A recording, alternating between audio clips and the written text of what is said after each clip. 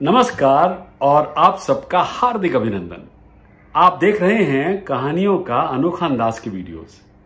कहानियां हमें जीवन के बारे में, अपने बारे में, दूसरों के बारे में सिखाती हैं। कहानियां सुनाना बच्चों के लिए, बड़ों के लिए, अन्य संस्कृतियों के लिए समझ, सम्मान और प्रशंसा विकसित करने का एक अनूठा तरीका है और विभिन्न सभ्यता, जाति, नस्लों और धर्मों के लोगों के लिए सकारात्मक दृष्टिकोण को बढ़ावा दे सकता है। आज की कहानी का नाम है जीत का नशा। यह कहानी है एक युवा खिलाड़ी की जो सफलता का भूखा था। जी हां, उसके लिए जीतना ही सब कुछ था और अपनी कामयाबियों को नापने का मापदंड उसके लिए जीत और सिर्फ जीत ही था। एक दिन वो लड़का अपने छोटे से गांव में खुद को और अन्य दो युवा खिलाड़ियों के साथ प्रतिस्पर्धा करने के लिए दौड़ की प्रतियोगिता की तैयारी कर रहा था। दौड़ के खेल को देखने के लिए एक बड़ी भीड़ इकट्ठी हो गई। गांव के सारे लोग आ गए थे। एक गुरुजी भी दूसरे गांव से उस युवा लड़के की दौड़ को देखने के लिए आए। बहुत सुना था उसके बारे में। दौड़ की शुरुआत हुई और जल्दी ही उस युवा लड़के ने हर बार की तरह अपने दृढ़ संकल्प, ताकत और शक्ति का परिचय देते हुए दौड़ जीत ली। भीड़ उत्साहित थी और युवा लड़का गर्व महसूस कर रहा था, मगर गुरुजी शांत थे। उनके चेहरे पर कोई भाव नहीं था। एक और दौड़ की तैयारी शुरू हुई और इस बार दो नए युवा धावक चुनौती देने के लिए उस लड़के के साथ दौड़ने के लिए आगे आए। दौड़ शुरू हुई। एक बार पुनः युवा लड़का प्रथम आया। गांव की भीड़ फिर से खुश होकर लड़के की जय जयकार कर रही थी, मगर दूसरे गांव से आए हुए गुरुजी अभी भी स्थिर और शांत थे।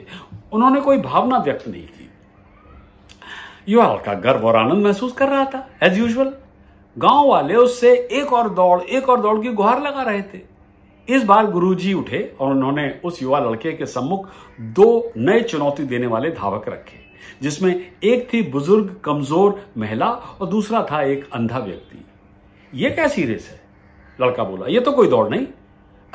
मगर गुरुजी ने उसे रेस लगाने के लिए मजबूर किया। दौड़ो, तुम्हें दौड़ना है। दौड़ शुरू हो गई। लड़का एकमात्र विजयी रहा। वो बुजुर्ग कमजोर महिला और वो अंधा व्यक्ति जहां के तहां वहीं खड़े रह गए। छोटा लड़का खुश था। उसने खुशी से अपनी बाहें ऊपर उठाई, मगर इस बार गांव की भीड़ चुप थी। छोटे लड़के के प्रति कोई भावना ही नहीं दिख रही थी। क्या हुआ है?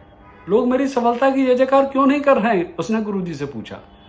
बताऊंगा, पर उसके पहले गुरुजी बोले, एक बार फिर से इन दोनों के साथ दौड़ लगाओ और इस बार तुम तीनों एक साथ दौड़ खत्म करो। छोटे लड़के ने एक पल के लिए सोचा, फिर वो अंधे व्यक्ति और कमजोर बुजुर्ग महिला के बीच में आकर खड़ा हो गया और उन दोनों का हाथ पकड़ लिया उसने। दौड़ शुरू हुई और छोटा लड़का धीरे धीरे उनका हाथ पकड़कर उन्हें फिनिशिंग लाइन तक उनके साथ पहुंच गया, वहां तक ले आया। भीड़ उत्साहित थी और लड़के की जय जयकार कर रही थी। गुरुजी ने भी मुस्कुराकर धीरे से सिर हिलाया। छोटा लड़का गर्व और अपने आप को महत्वपूर्ण भी महसूस कर रहा था। He was important. उसने गुरुजी से पूछा, भीड़ किसके लिए जय जयकार कर रही है? हम तीनों में से बताइए। गुरुजी ने छोटे लड़के की आंखों में देखा, उसके कंधों पर हाथ रखा और धीरे से उत्तर दिया, इस दौड़ के लिए तुमने पहले कभी किसी भी दौड़ की तुलना में बहुत अधिक जीत हासिल की है बालक, और इसके लिए भी भीड़ जय जयकार कर रही है। इस दौड़ में सभी विजेता थे और कोई भी नहीं। कहानी खत्म। आइए देखें क्या सीखा हमने इस कहानी से। जीवन में आप किस चीज के लिए दौड़ रहे हैं? क्या आप सफलता के भूखे हैं? क्या कामयाबी ही आपके जीवन का एकमात्र लक्ष्य है? आप किसके खिलाफ दौड़ रहे हैं? और अगर आप आम तौर पर हर किसी के खिलाफ जीत जाते हैं तो जल्दी ही लोग आपके जीवन के शीर्ष पर, जब आप चोटी पर पहुंचते हैं, आपके लिए जय जयकार करना बंद कर देंगे। तो सवाल यह है कि जीवन की इस आपाधापी में आपके साथ कौन दौड़ रहा था? अगर वे कमजोर और बूढ़े हैं तो क्या आपने उन्हें फिनिशिंग लाइन पर पार करने में मदद की? क्या आप सबने एक साथ जीवन की दौड़ पूरी की? क्योंकि यही अब तक की सबसे सरल दौड़ है। तो जीवन नाम की इस दौड़ में भाग लीजिए, लेकिन याद रखिए, यह महत्वपूर्ण नहीं है कि आप जीतते हैं, मगर यह महत्वपूर्ण है कि आप इस दौड़ को कैसे चलाते हैं, कैसे आगे बढ़ाते हैं, कैसे आगे लेकर जाते हैं। अगली बार फिर सुनेंगे ऐसी ही कोई रोचक और प्रेरणादायक कहानी। देखते रहिए कहानियों का अनोखा अंदाज।